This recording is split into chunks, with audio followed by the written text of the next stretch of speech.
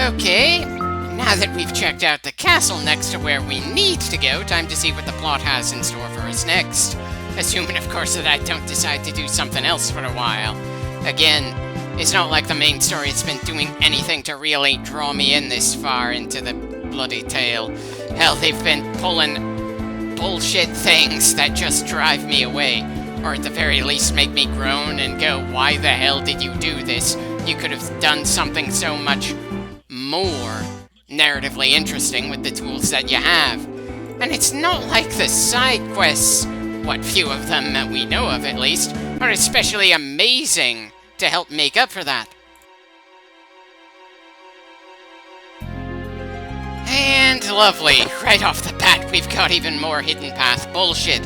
Not even sure why part of me is surprised considering how much hidden crap was in the castle.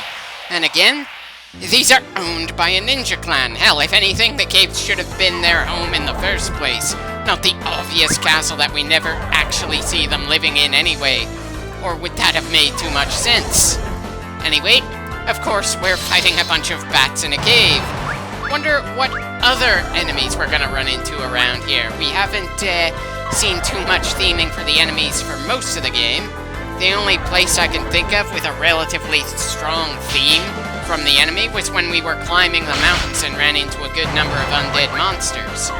Undead enemies that Cecile's Dark Knight weapons were hard countered by, so we had to be hard carried to the top, which I'm afraid took any sense of accomplishment from him when he got to the top to fight against his mirror image.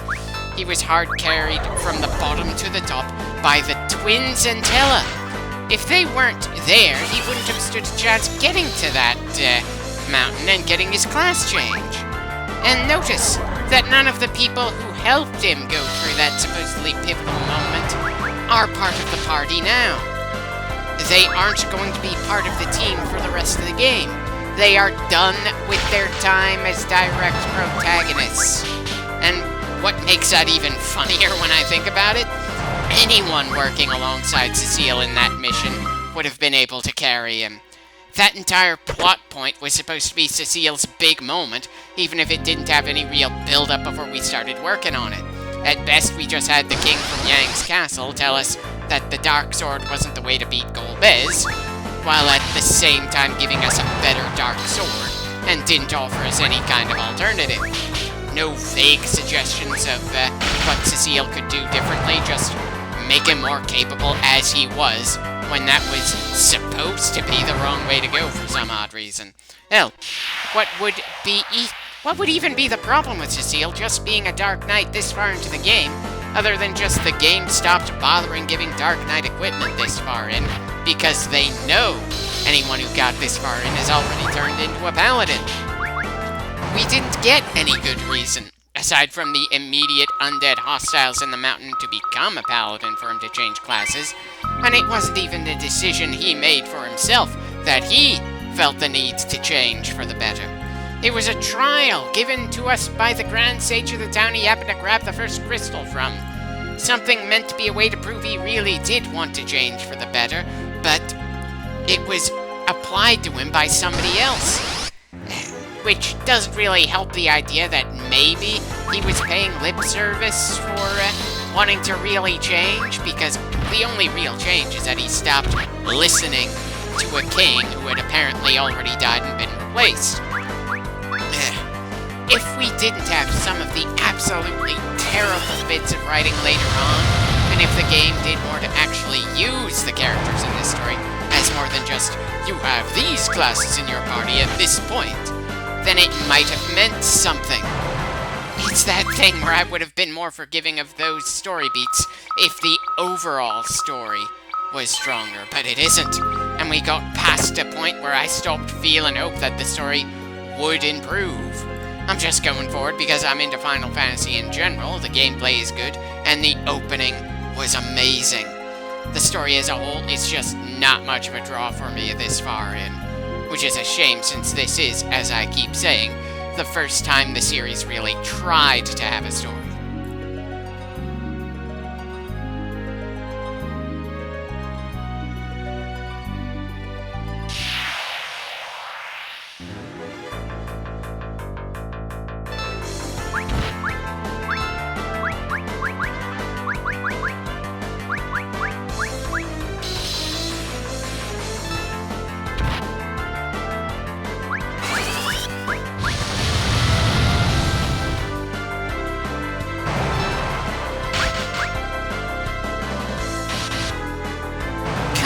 funny that some of Kane's hits with the Blood Lance are the strongest hits we could possibly do this far into the game, but for some enemies he seems to be hitting around the same amount as Rosa, and Rosa is not being portrayed as an offensive powerhouse at the moment.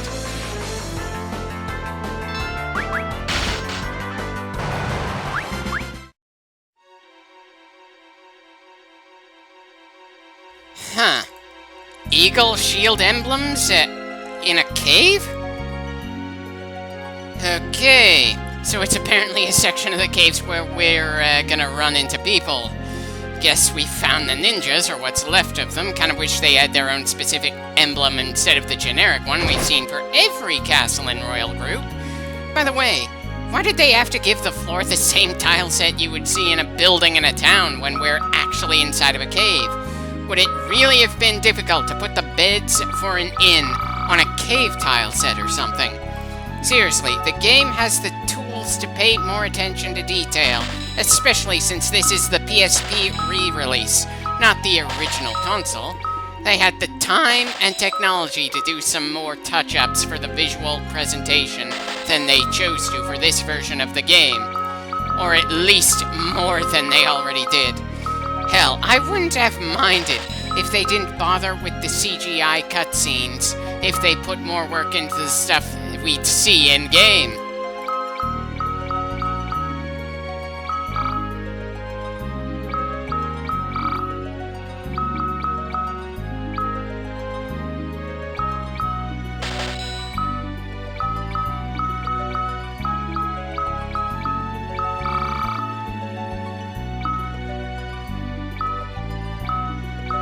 Okay, just why the hell am I not getting rid of the Mithril Hammer? Nobody we have with us is going to be able to use the damn thing, and we're never going to have someone in our party who uses hammers again now that Cid's gone. It's just taking up space in our inventory, sure. We've still got a good amount of space to keep getting more items, but still, I'm not really sure what I was thinking with that item.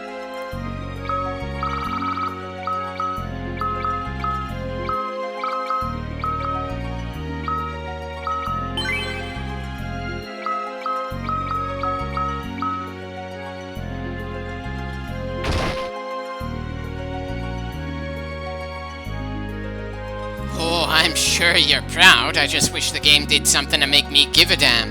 Hell, the fact that your kingdom got its ass kicked and you're stuck living in a cave means nothing to me the way it's been pulled off.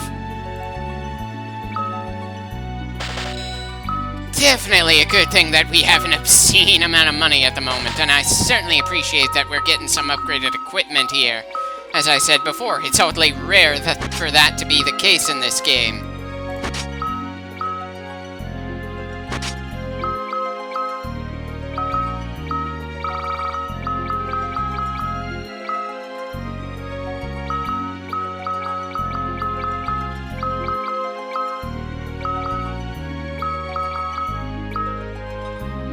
Yeah, Rosa doesn't get much of anything from here, but I suppose she's been doing reasonably well, all things considered.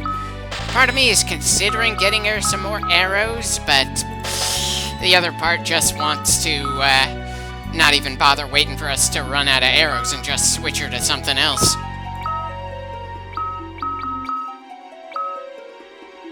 Wait, no fresh bow or arrows? Ah, there we are.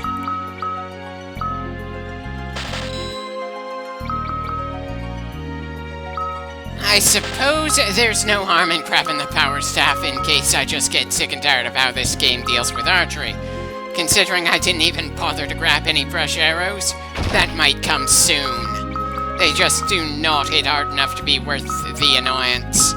Add in the fact that Rosa is usually more focused on healing than actually trying to deal damage in any serious fights. And it's not like arrows have been doing all that much good for us in the first place.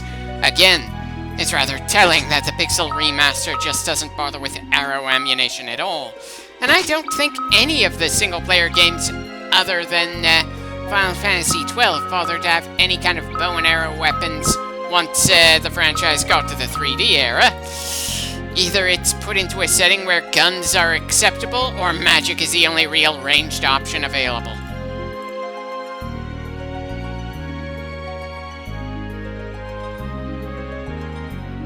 Ah, so our next character is going to be a prince.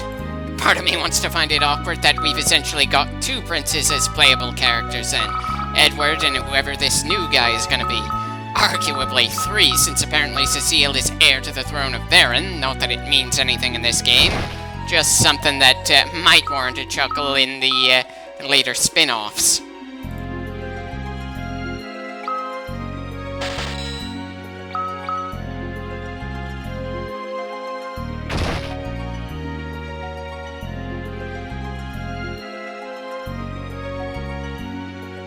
Nobody around here seems to look much like a ninja, despite this kingdom being known for them.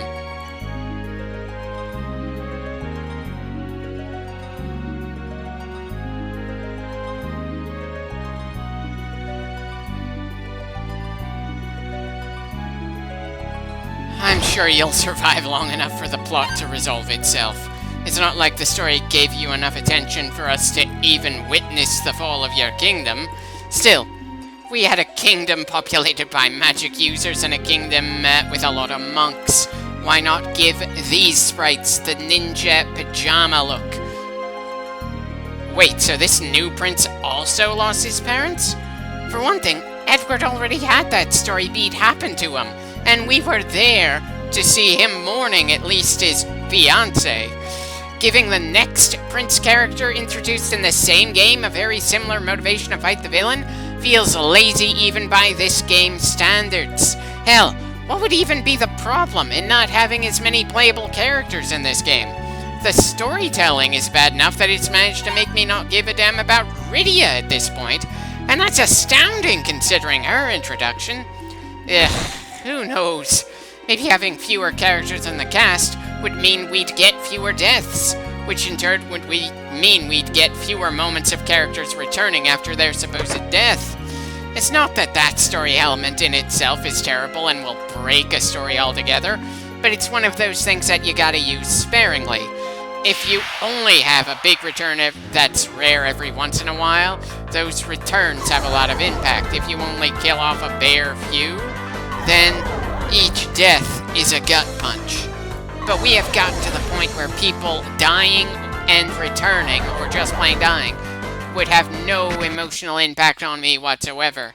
I literally do not give a damn if Cid and Yang are dead for good or if they show up later again. Anyway, now I feel the need to ask, did you get mangled trying to get to the prince as he rushed ahead, or were you fighting alongside him, got taken down, and he didn't even bother to check if you were alive or not when he moved on? I mean, sure, I know we're going to end up with this prince joining us since we have an empty slot. Kind of hope he's a melee fighter considering our formation, and it's not like this game is really doing anything with anyone's personalities around here. But still, not a good first impression, and we haven't even met him yet. Right. So the weapons that drain monster health are horrifically bad tools to use against the undead. That's good to know, but it feels like another little trap meant to screw the player instead of actually something clever that we could have thought of on our own. Though, that might just be my own personal annoyance with this game as a whole at this point, leaking into that assessment of that little mechanic. Ah, well, at least it was a pleasant surprise that Rose's arrows can take out the undead with a single shot, or at least this type of arrow. We'll see if that continues when she has to replace what kind of arrow she has in her inventory.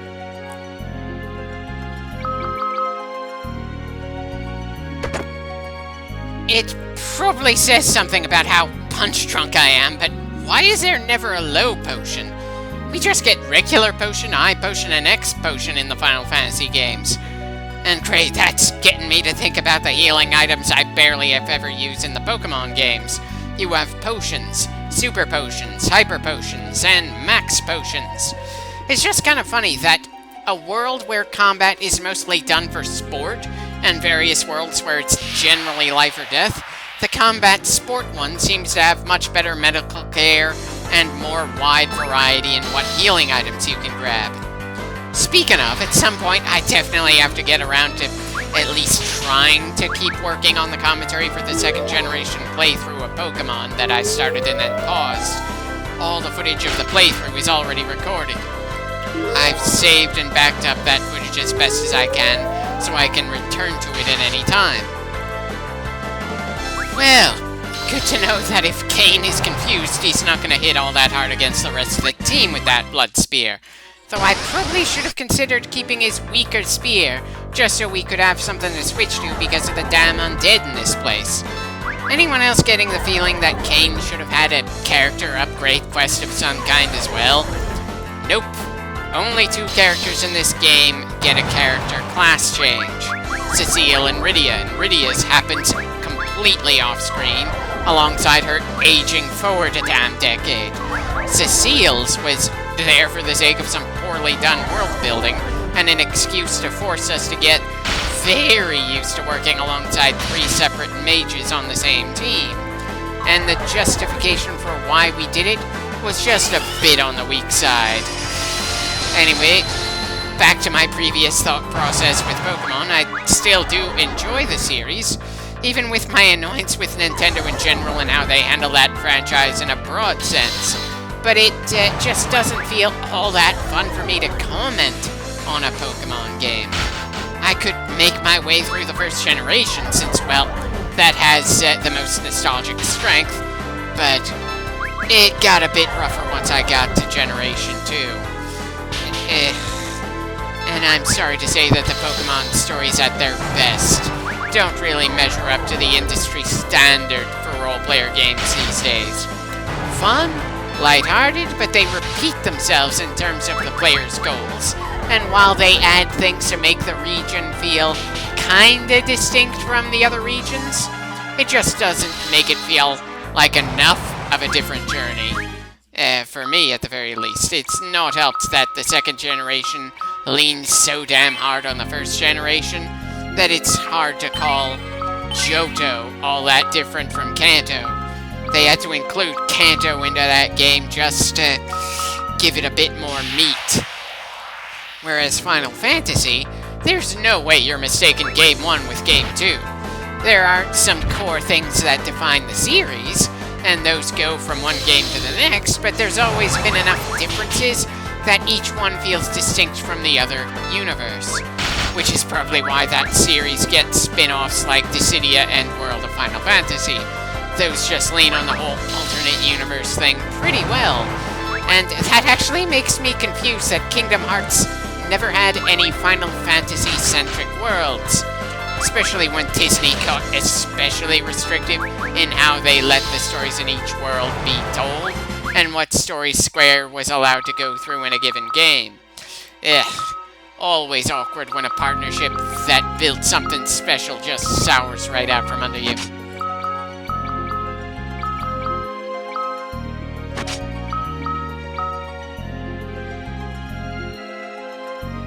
Yeah, we already figured as much. That's the next major boss that the game wants to build up, and we heard him mention he was finishing off the Ninja Clan before he teleported out of the Tower of Babel. I just have to wonder how many fights we're gonna get into before we reach him, and how many will be boss fights that the game does nothing to try to hype up.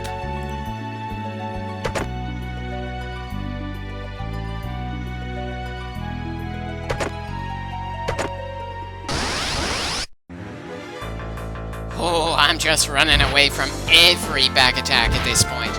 It's definitely going to be interesting in later Final Fantasies to see if I continue to do that. I certainly don't remember running away all that much in 7 or 9 off the top of my head, and I don't remember doing all that much running in Final Fantasy 1 either.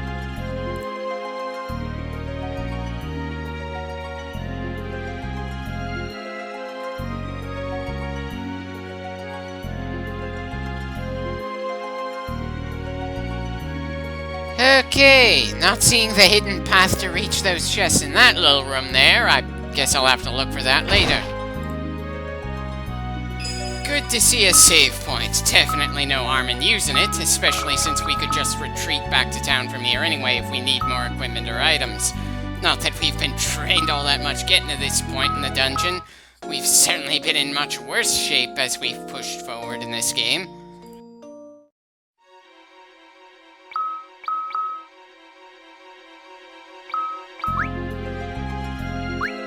Part of me wants to be annoyed that we're just on the path to the Tower of Babel. The same place we left after climbing as far as we could from the underground not too long ago. Sure, it's gonna be a different part of the tower that we never got to before. Technically speaking, it is actually a new dungeon. Still, is it really too much to ask that Golbez has some positions that aren't called a tower and have some unique appearances? In some ways, it's gonna end up feeling like we've gone to the same dungeon for a third time. Okay, there's our fire elemental and our new party member. Some odd visual decisions there. Who gives a ninja a white cape? He's got a rather iffy name, Edge, and this game was made long before the WWE superstar was even a mid-carder. Part of me wants to say he's gonna try to be edgy, but the character writing in this game just doesn't have the nuance to be able to pull that off, so at best he's just gonna be slightly annoying. And clearly, Edge is an idiot trying to use fire on a guy who has his entire gimmick around fire. Good God, this guy makes Naruto at his worst seem brilliant in comparison. Though again, that feels unfair because Naruto wasn't even begun just yet. The first manga hadn't been drawn. This is just not a great showcase of this late addition to our cast here. If anything, it's doing a better job of making me kind of like the villain who kicked his ass, rather than the guy we're definitely going to be working with. Seriously, can we recruit Rubicante instead of Edge? For God's sakes, you got your ass handed to you hard. You don't get to scream for the guy who beat you to come back. It's just garbage.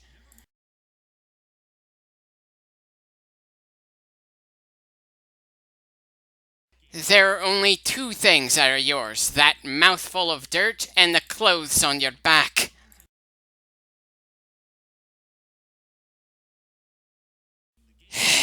Can we at least trade this guy in for Edward? I mean, sure, Edward isn't actually built to be a frontline player character in the middle of a conflict to save the world, but he earned sympathy points. I latched onto him in a hurry, and we saw some story bits where he proved, regardless of his frailty, he had a lot of heart. But this guy is just an annoying bastard we're gonna be forced to work with, and I have no clue why Rydia talking about people he's never met would make him more of a team player. We have gone beyond the point where adding new characters to the cast feels like it means anything. The writing has been so bad for so long that it's impossible to really care about the moments that are supposed to evoke some kind of emotion. Again, I'm going forward because the absolute beginning of the game was just so utterly amazing and set so many expectations.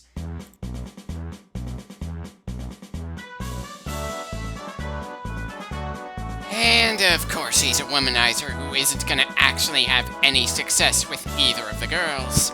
Because we haven't had that cliche from a playable character in this game yet. Not that it's actually gonna lead to anything here. That would require the characters to actually talk to one another more often, to the point that you get a sense from their dynamics and how they bounce off of one another. There isn't even a sense of Kain and Cecile bouncing off each other, despite them being introduced in the very first clip of the game. Them being very old friends doesn't add anything to their characters. It's just something slapped on for the sake of saying there's definition to these characters. And to be fair, it is still more definition than we see in Final Fantasies 1 and 3. But that definition means nothing if the story doesn't actually do anything with it. Hell, the love triangle between Cecile, Kain, and Rosa feels pretty weak to me, even though it was used as part of the plot and drove some of our actions throughout the game. I wouldn't quite say it's completely unimportant, considering the major moments it did affect, but you could have come up with a number of other reasons for Kain to get mind-controlled and temporarily work for Golbez. You could have come up with other reasons why Cecile would prioritize saving Rosa over Golbez gaining 2 of the crystals, especially when he thought there were just 4 instead of 8. The excuse for why those things had to happen did not have to be because of the love triangle. That was just an easy way to get it through, without having to do any more work for the writing there. I wish I could see it as something other than a shortcut, but again, the overall writing for this story is just not measuring up to the obscene amount of amazing material we saw when the game was just opening up. I feel like an absolute ass for expectations that were too damn high considering when this was made. But the game designers kind of set those expectations with how they handle the opening hour. It's to a degree on them. Anyways, looks like I'm gonna be saving pretty soon. Sure, adding Edge to the party doesn't mean we've made all that much progress since our last save. Still, I'm trying to make sure my annoyances with the story don't mess with my enjoyment of the game as a whole. Well, at least we are making progress, even if it's slower than I probably should be going.